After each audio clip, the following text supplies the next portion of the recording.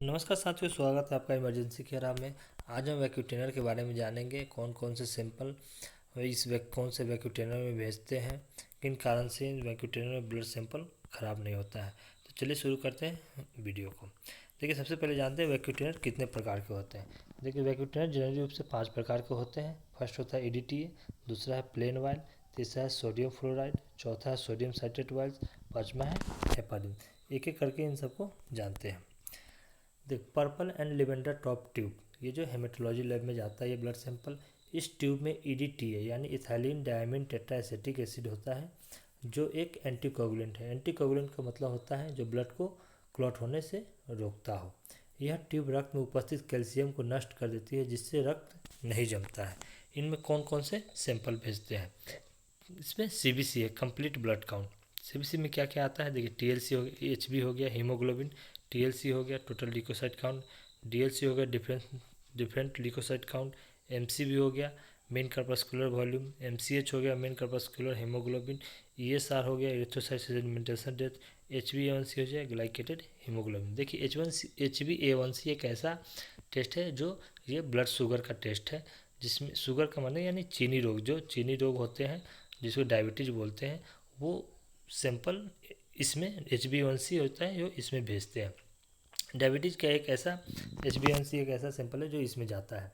HbA1c कब कराते हैं? जब आपका ब्लड शुगर फास्टिंग और ब्लड शुगर PP जो होता है वो बहुत ज़्यादा हाई लेवल पे आ जाता है, और हमें पता करना हो कि उसको 2 से 3 महीने का आपका शुगर लेवल का पता करना हो तो HbA1c टेस्ट कराते हैं। इसमें और क्या होता है? AEC भेजते हैं। AEC का मतलब एब्सोल्यूट इशनोफिल काउंट। उसका blood grouping and cross matching कराते हैं। ब्लड ग्रुपिंग क्रॉस मैचिंग कब कराते हैं? जब किसी पेशेंट को ब्लड चढ़ाना हो तो उसको हम blood grouping and cross matching कराते हैं।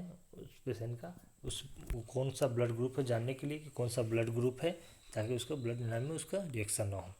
उसका मलेरिया पैरासाइट आपको पता है, मलेरिया टेस्ट होता है जो फीवर में हम कराते हैं पता करने के लिए कि मलेरिया है या नहीं है।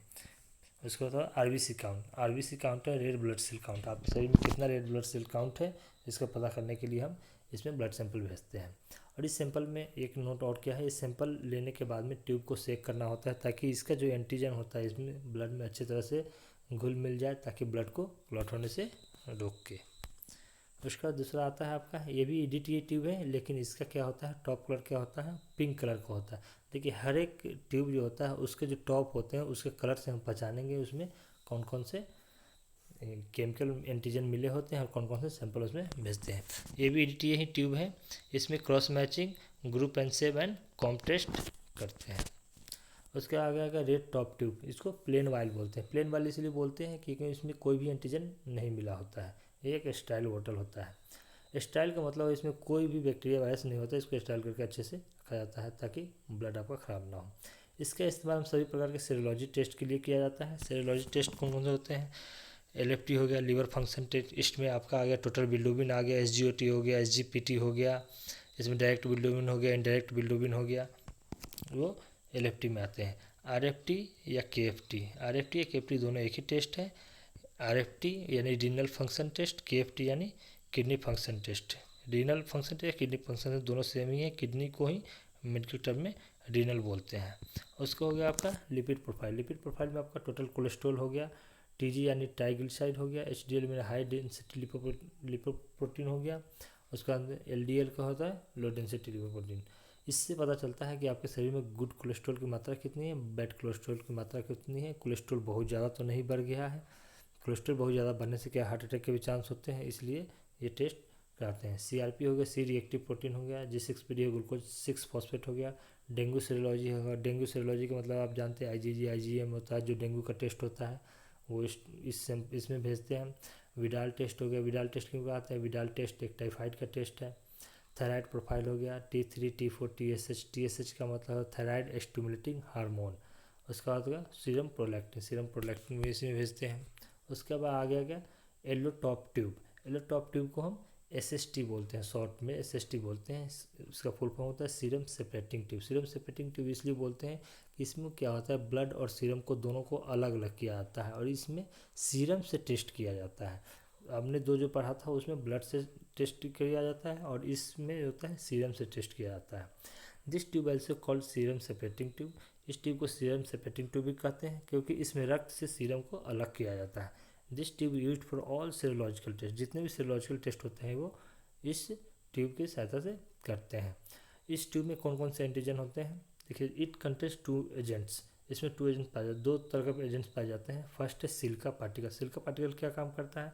सिलिका कण के थक्के को सक्रिय करने का काम करता है और रक्त के कोशिकाओं को एक साथ इकट्ठा करता है। रक्त का जो भी ब्लड के सेल होता है वो सबको एक साथ में इकट्ठा करता है। और दूसरा होता है सीरम सेपरेटर। सीरम सेपरेटर का काम क्या होता है? इसमें इंसर्ट पॉलीमर जेल पाई जाती है जो कि रक्त और प्लाज्मा को अलग करता है। इससे क्या होता है? सीरम ऊपर हो जाता है और ब्लड नीचे हो जाता है। इस ट्यूब में कौन कौन सा टेस्ट कराते हैं? इस ट्यूब का यूज कई प्रकार के सीरम एनालिसिस करने के लिए काम में लेते हैं, जैसे इंडोक्राइन, ऑन्कोलॉजी, टॉक्सिकोलॉजी, माइक्रोबायोलॉजी और इम्यूनोलॉजी के लिए करते हैं। इलेक्ट्रोलाइट में हो गया sodium, potassium, calcium, iron, bone profile हो गया आपका, ट्यूमर मार्कर हो गया आपका, ये सब सारे टेस्ट क्यों होते हैं इसमें करते हैं। ट्यूमर मार्कर में हो गया आपका पीएस यानी प्रोस्टेट स्पेसिफिक एंटीजन, सीए हो गया कार्सिनो एम्ब्रियोनिक एंटीजन, सीए हो गया 125 cancer antigen, CA 99 cancer antigen 99। ये जो सीए 125 हो गया ये आपका लेडीज लोग में कराते हैं जो टेस्ट होता है। टॉक्सिकोलॉजी हो गया, इम्यूनोलॉजी होगा, जो भी इम्यूनिटी के टेस्ट होते हैं वो सब इसमें भेजते हैं। और हो गया vitamin D and vitamin B12, जो भी आपके विटामिन डी की कमी आपके शरीर में क्या है इसमें ये सैंपल भेजेंगे। एंड विटामिन B12 का भी सैंपल इसमें भेजेंगे येलो कलर ट्यूब में, जिसको SST यानी सीरम सेपरेटिंग ट्यूब बोलते हैं। नेक्स्ट है आपका ग्रे कलर का ट्यूब। इसमें सोडियम फ्लोराइड पाया जाता है। This tube preserve blood 5 days. इसमें क्या होता है, जो ब्लड अगर सैंपल आप लेते हैं तो अगर आप किसी कारण से नहीं करते तो 5 दिन तक इसको आप इस ट्यूब में ब्लड रख के 5 दिन में अंदर में भी आप इस ट्यूब से ब्लड सैंपल लेके आप टेस्ट कर सकते हैं। This tube contains 2 components. इसमें 2 प्रकार के कंपोनेंट्स मिक्स होते हैं। फर्स्ट है सोडियम फ्लोराइड। सोडियम फ्लोराइड क्या होता है? यह एक प्रकार के एंटी ग्लाइकोलेटेड एजेंट होता है जो कि ग्लूकोज की मात्रा को कम नहीं होने देता है। देखिए, हमारे शरीर में ग्लूकोज की मात्रा कितना है इस पता करने के लिए हम इसमें ब्लड सैंपल भेजते हैं। तो ये जो ट्यूब होता है इसमें जो सोडियम फ्लोराइड होता है इसकी वजह से क्या होता है, ये अच्छे से ब्लड में घुल मिल जाता है और क्या होता है जो हमारे शरीर जो ब्लड के ब्लड में जितना शुगर होना चाहिए वो उतना उसको इसमें कम नहीं होता है, ग्लूकोज की मात्रा कम नहीं होने देता है।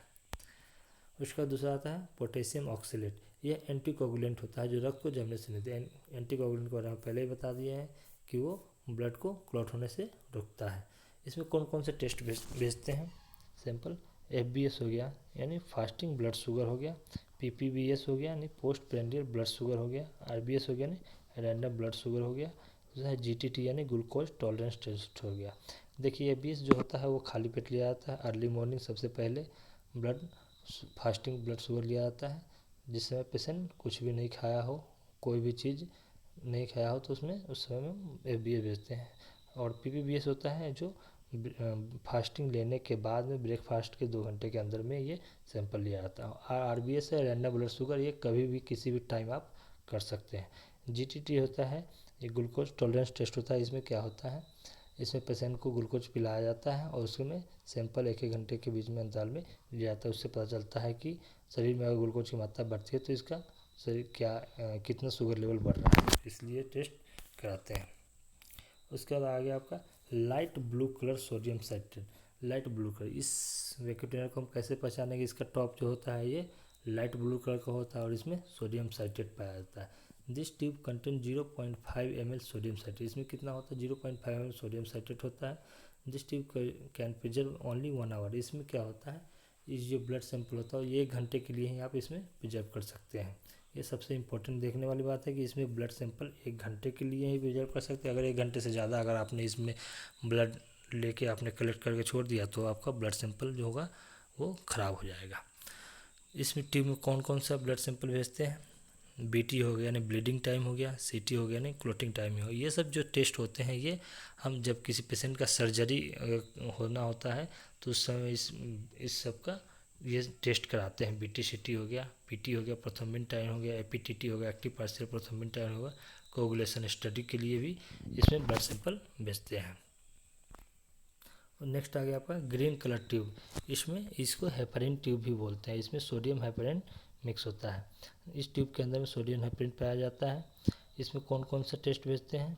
इसमें अमोनिया का टेस्ट होते हैं, इंसुलिन टेस्ट इसमें मिलते हैं, इम्यूनोलॉजी का भी टेस्ट इसमें मिलते हैं, क्रोमोसोल स्टडी, बोन मैरो जो होता है वो भी इसमें भेजते हैं। नेक्स्ट आपका orange colour tube. Orange colour tube में कौन सा एजेंट पाया जाता है? ये साइट्रेट कंटेंट इसमें पाया जाता है। This tube content citrate.